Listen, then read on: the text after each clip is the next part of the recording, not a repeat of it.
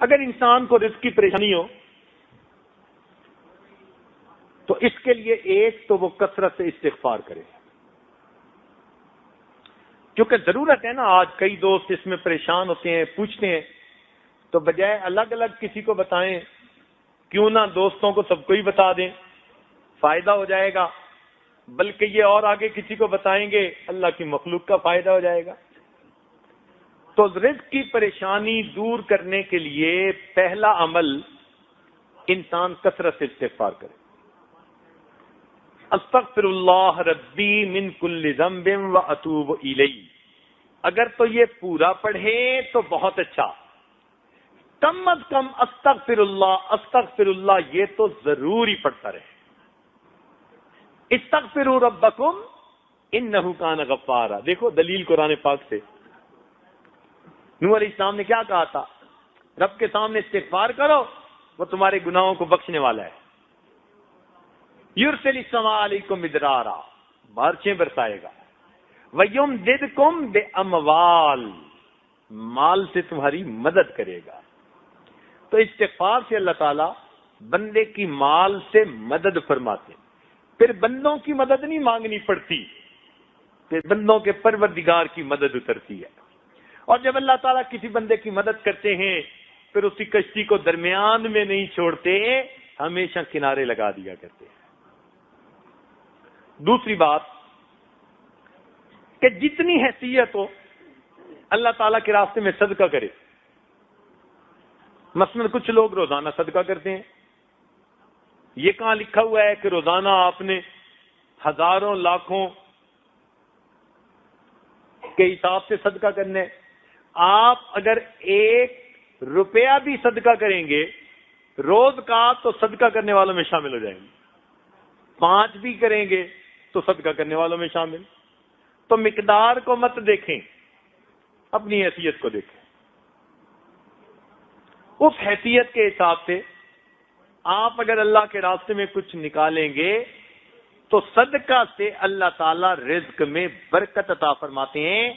نبی علیہ الصلوۃ والسلام نے قسم اٹھا کر حدیث میں یہ بات فرمائی. اگر اللہ کے محبوب ویسے ہی بات کر دیتے تو صادق و امین کی یہ بات سچی تھی، مگر انہوں نے قسم کھا کر فرمایا کہ صدقہ کرنے سے آدمی کے رزق کے اندر کمی نہیں آتی، اللہ تعالیٰ برکت عطا فرما دیتے. تیسری بات، کمزوروں کے اوپر احسان کرنے سے. کوئی ہینڈی کیپڈ ہے، بیوہ ہے، یتیم ہے، مسکین ہے، چھپ کے اس کی مدد کرنا، پتہ ہی نہ چلے. صحابہ کرام کے اندر یہ بڑی صفت تھی کہ وہ ایسے کام کرتے تھے اور کسی کو پتہ بھی نہیں چلنے دیتے تھے.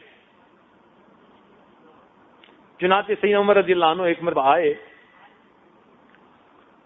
اور انہوں نے آ کر دیکھا کہ حضرت ابوبکر صدیق رضی اللہ تعالیٰ عنہ نے اپنے کام والی جگہ پر ایک رجسٹر رکھا ہوا ہے اور اس پر لکھا ہے کہ فلاں بندہ معذور ہے، حاجت مند ہے، ضرورت مند ہے، اور اس کی خدمت کون کرے گا. آگے اس کا نام بھی لکھا ہوا ہے. سارا رجسٹر دیکھا تو وہ خانے پور دیکھے. ایک جگہ لکھا تھا کہ یہ بیوہ ہے، بوڑھی ہے، اس کے گھر میں جھاڑو دینا ہے اور پانی بھرنا ہے، مگر آگے اس کے خدمت کرنے والے خانے میں کوئی نام نہیں تھا. انہوں نے رجسٹر دیکھا، انہوں نے نیت کر لی اچھا بھائی اس کی خدمت میں کر لوں گا. چنانچہ اگلے دن فجر کے بعد اس کے گھر پہنچے، دروازے پہ دستک دی، اماں میں آپ کی خدمت کے لیے آیا ہوں. انہوں نے کہا جی خدمت کرنے والا تو آیا تھا، وہ خدمت کر کے چلا گیا. اچھا چلو میں کل فجر سے پہلے آ جاؤں گا. اگلے دن عمر رضی اللہ تعالیٰ عنہ تہجد پڑھنے کے بعد فجر سے پہلے ہی اس کے دروازے پر پہنچے کہ میں اس کی خدمت کروں گا، جھاڑو دوں گا، اس کا پانی بھر دوں گا. دستک دی، بڑھیا نے کہا جی کہ وہ تو کوئی آیا تھا، پانی بھی بھر گیا، جھاڑو بھی دے گیا. اچھا وہ بھی عمر بن خطاب تھے. کہنے لگے اچھا پھر میں دیکھتا ہوں. اگلے دن عشاء پڑھ کے وہ راستے میں ایک جگہ چھپ کے بیٹھ گئے. کہنے لگے اب دیکھتا ہوں کون جاتا ہے خدمت کرنے والا. آدھی رات جب گہری رات تھی نا، اس وقت اچانک انہوں نے دیکھا کہ کوئی آہستہ آہستہ قدموں سے اس بڑھیا کے دروازے کی طرف جا رہا ہے.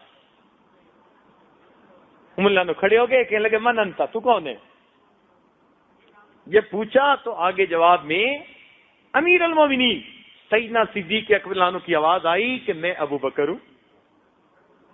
امیر المومنین آپ کہ ہاں میں اس بڑھیا کی خدمت میں کرتا تھا اور میں نے اپنا نام لکھنا مناسب نہیں سمجھا تھا، اس لیے تمہیں خانہ خالی نظر آیا، ورنہ اس کا پانی تو میں رات کو آ کے بھر دیتا. اتنے میں انہوں نے کیا دیکھا کہ امیر المومنین کے پاؤں میں جوتی نہیں تھی.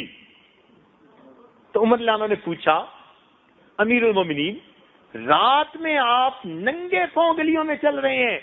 امیر المومنین نے کہا ہاں میں جوتا اس لیے نہیں پہنتا، میرے جوتوں کی آواز سے کسی کی نیند میں خلل نہ آ جائے. میرے جوتوں کی آواز سے کسی کی نیند میں خلل نہ آئے. میں رات کو ننگے پاؤں چل کے اس بڑھیا کا پانی بھر دیتا ہوں، اس کے گھر میں جھاڑو دے دیتا ہوں. ایسا اللہ کی رضا کے لیے کام کرتے تھے. تو ہم بھی اگر کسی پر احسان کریں تو یوں چھپ کے کریں. آج تو ہماری حالت یہ ہے نا کہ ہم دائیں ہاتھ سے گناہ کرتے ہیں، بائیں کو پتہ نہیں چلنے دیتے، ایسے چھپ کے گناہ کرتے ہیں. صحابہ کرام دائیں ہاتھ سے صدقہ کرتے تھے اور بائیں ہاتھ کو پتہ نہیں چلتا تھا. امام زین العابدین رحمۃ اللہ علیہ جب ان کی وفات ہوئی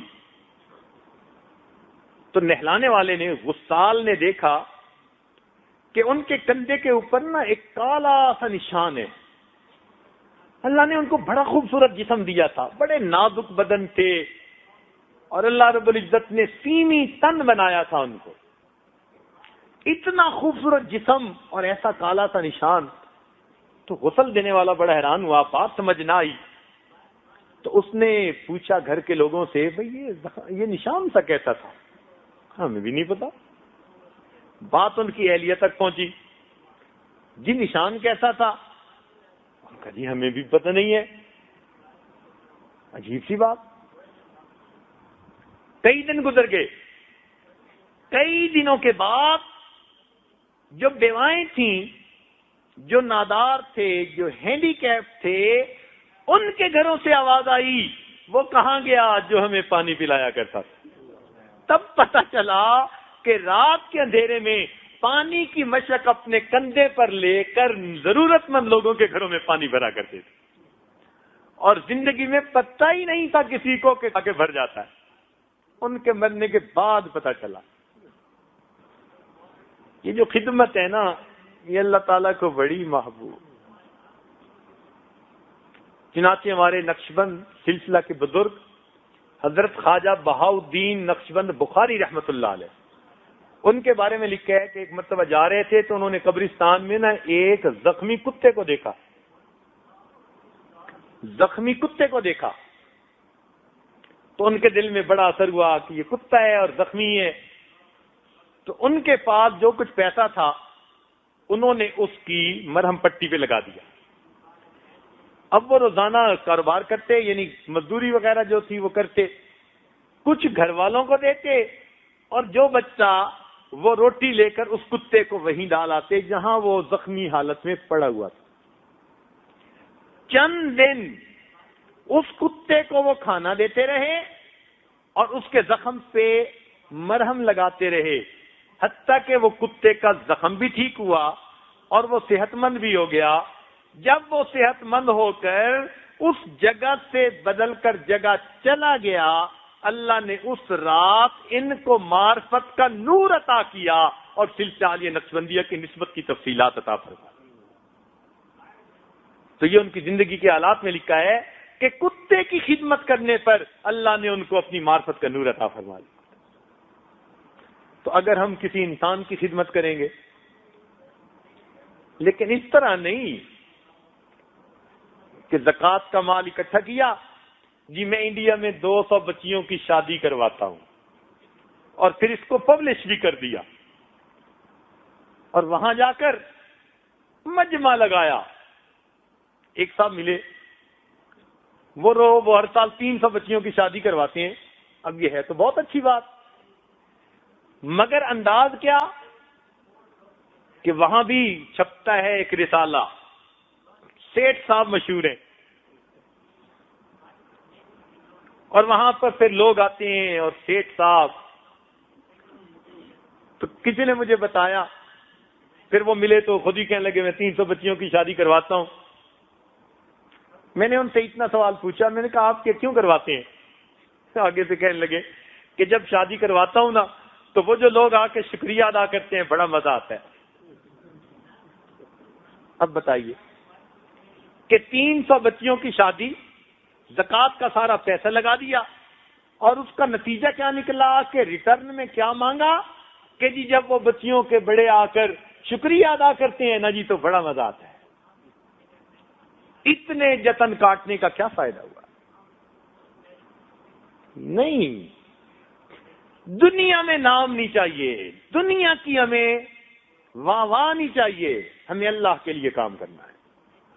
تو ایک استغفار کرنا، دوسرا صدقہ کرنا، تیسرا کمزوروں پر احسان کرنا، اور چوتھا تقوی اختیار کرنا۔ تقوی اختیار کرنے پر اللہ تعالیٰ بندے کے رزق میں برکتیں عطا کر دیتے ہیں۔ تقوی اور پرہیزگاری، اللہ رب العزت مہربانی فرما دیتے ہیں۔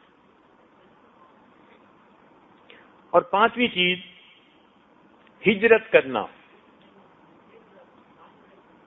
ہجرت کرنا یہ بھی رزق کے بڑھنے کا سبب ہے، حدیث پاک میں آتا ہے۔ چنانچہ ایک بندے کا اگر کام ایک جگہ نہیں چل رہا تو یہ بھی ایک ہے کہ وہ اپنی جگہ بدل کے کسی اور جگہ جا کے کام شروع کر دے، اللہ تعالیٰ اس کے لیے ہو سکتا ہے وہاں رزق کھول دے۔ اور ایک آخری بات حدیث پاک میں جو کہی گئی کہ بار بار حج اور عمرہ کرنا یہ بھی بندے کا رزق بڑھنے کا ایک سبب بن جاتا ہے۔ جو آدمی آتا تھا نا جی کہ اللہ کے نبی میرے رزق کی تنگی ہے، نبی علیہ السلام فرماتے اچھا حج کر کے آؤ، حج کر کے آؤ۔ ایک اور بات بھی بتاتے تھے لیکن وہ آپ کو نہیں بتانی،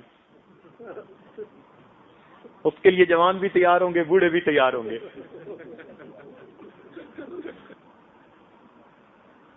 تو اگر یہ چند اعمال اپنائے جائیں تو ان اعمال سے انسان کے رزق کے اندر برکت آ جاتی ہے۔ کچھ لوگوں کو اللہ تعالیٰ دیتا ہے تو وہ کثرت سے حج اور عمرہ کرتے ہیں، یہ اچھی عادت ہے۔ بعض لوگ کہتے ہیں جی کہ کیوں ہر سال حج کرتے ہیں، کسی کو کروا دیں، کسی پہ خرچ کر دیں۔ تو بھائی دیکھو، جیسے سیل فون سارا دن چلتا رہے نا تو اس کی بیٹری ڈاؤن ہو جاتی ہے، اور پھر اس کو چارجر کے ساتھ لگانا پڑتا ہے۔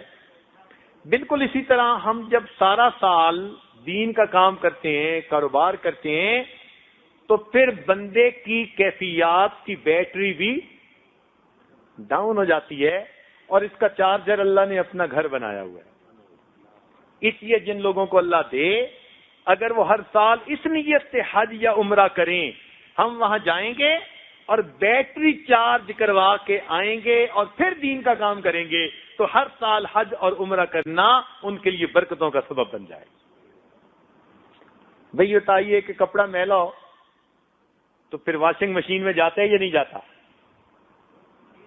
واشنگ مشین میں ڈالتے ہیں نا میلے کپڑے کو، ہفتے میں ایک دفعہ میلا ہو تو ایک دفعہ ڈالتے ہیں، روز میلا ہو تو روز ڈال دیتے ہیں، ایسا ہے نا؟ واشنگ مشین میں دھو کے نکال لیتے ہیں۔ اللہ تعالیٰ کی شان، بیت اللہ شریف کے وہاں 7 چکر لگاتے ہیں طواف کے۔ واشنگ مشین میں بھی تو چکر لگتے ہیں نا۔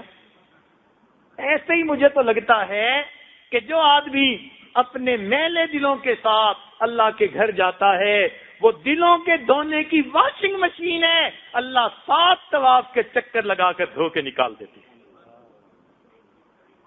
اس کی دعائیں کرنی چاہیے, اللہ رب العزت سے مانگنا چاہیے. اور ویسے بھی جن کو اللہ دے وہ ہر سال حج کریں. کیوں؟ اب حالات ایسے ہیں, کیا پتا کون سا حج ایسا ہو جس میں اللہ کے مقبول بندے دنیا میں ظاہر ہو جائیں. تو اس نیت سے حج کرے گا تو اور دگنا ثواب مل جائے گا. اعمال صالحہ کا ایک فائدہ کہ اللہ تعالیٰ برکتیں عطا فرما دیتے ہیں, صرف رزق میں نہیں, ہر چیز میں برکت. صحت میں برکت, عمر میں برکت, وقت میں برکت, عقل سمجھ میں برکت, اولاد میں برکت, دین میں برکت, عزت میں برکت, ہر چیز میں اللہ تعالیٰ برکتیں عطا فرما دیتے ہیں. چنانچہ ارشاد فرمایا وَلَوْ أَنَّ أَهْلَ الْقُرَىٰ آمَنُوا وَاتَّقَوْا. قرآن عظیم الشان, دیکھو اللہ کا کلام کیسا. اللہ تعالیٰ فرماتے ہیں اگر یہ بستی دیسوں والے ایمان لاتے, تقوی کو اختیار کرتے, لَفَتَحْنَا عَلَيْهِمْ بَرَكَاتٍ مِّنَ السَّمَاءِ وَالْأَرْضِ, ہم آسمان زمین سے برکتوں کے دروازے ان پر کھول دیتے. اللہ تعالیٰ برکتوں کے دروازے پھر کھول دیتے ہیں.